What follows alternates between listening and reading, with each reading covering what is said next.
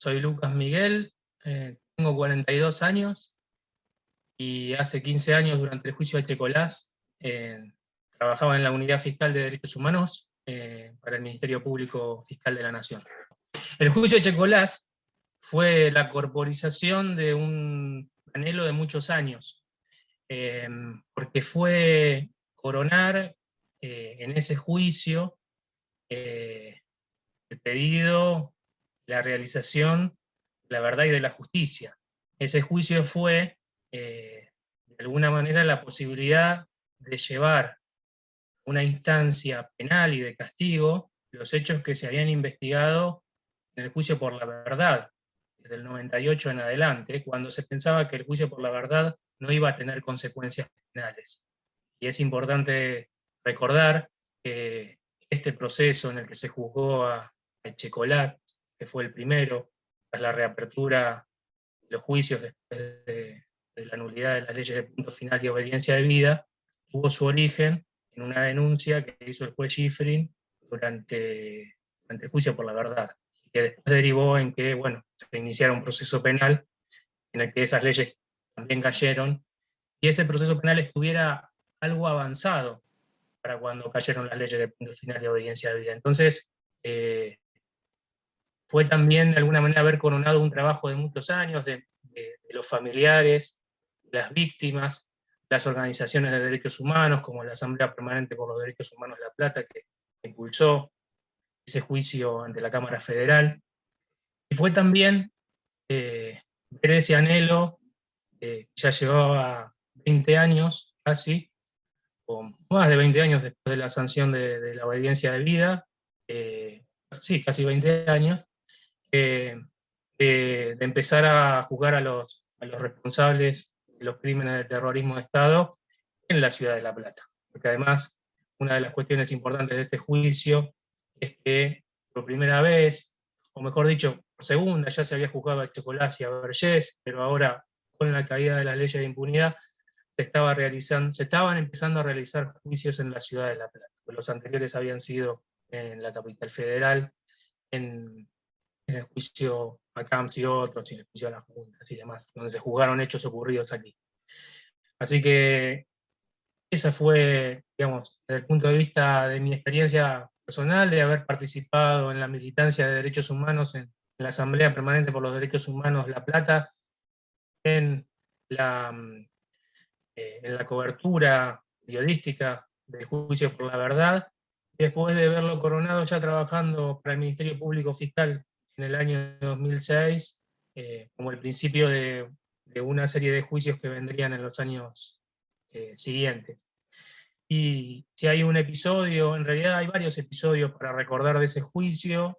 Yo creo que, digamos, la desaparición de Jorge Julio López terminó obturando el resto de los recuerdos, pero hay escenas, digamos, muy notables.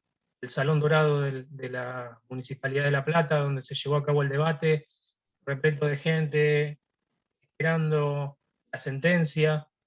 Creo que fue uno de los recuerdos más importantes que tengo, digamos, ese salón repleto con gente anhelando una condena y luego el veredicto del tribunal pronunciándolo de esa forma. Creo que es lo más relevante. Después uno tiene un montón de recuerdos de haber participado en las inspecciones que hizo el tribunal, de haber estado en los testimonios de las víctimas durante el juicio, o sea que, digamos, recuerdos hay muchos, incluso uno con el tiempo después algunos recuerdos cobran otro valor, como el hecho de haber estado con López conversando en distintos momentos del juicio. Yo a López lo conocía desde el año 99, cuando fue a declarar por primera vez al juicio por la verdad.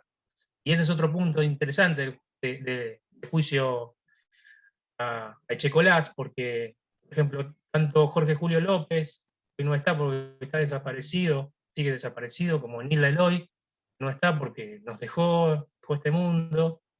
Él y ella declararon por primera vez en el juicio por la verdad.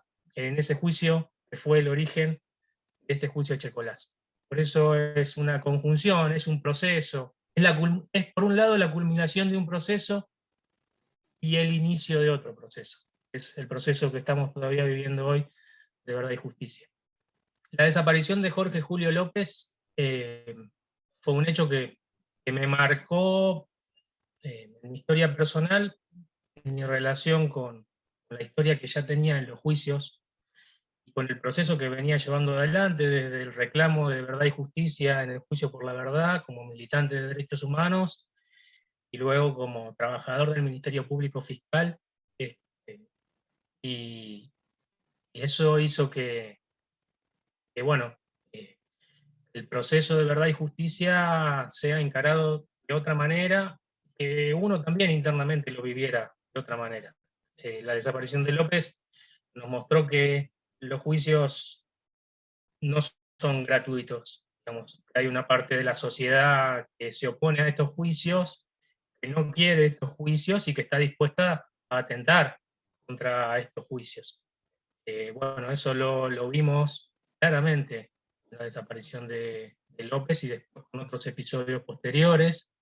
Pero ya que la pregunta venía a la cuestión personal, yo creo que lo que hizo la desaparición de López fue que sintamos ante cada nueva sentencia y ante cada juicio la satisfacción, ¿no?, de procurar y de lograr justicia en la medida en la que se logra, pero no poder disfrutarla, no poder disfrutar de ese logro, de esa justicia, justamente porque falta López. Y pasar todos los días frente al rectorado de la Universidad de La Plata y ver el cartel de ¿a qué te puedes acostumbrar? Y en realidad nada. En realidad no, a nada. Es eso.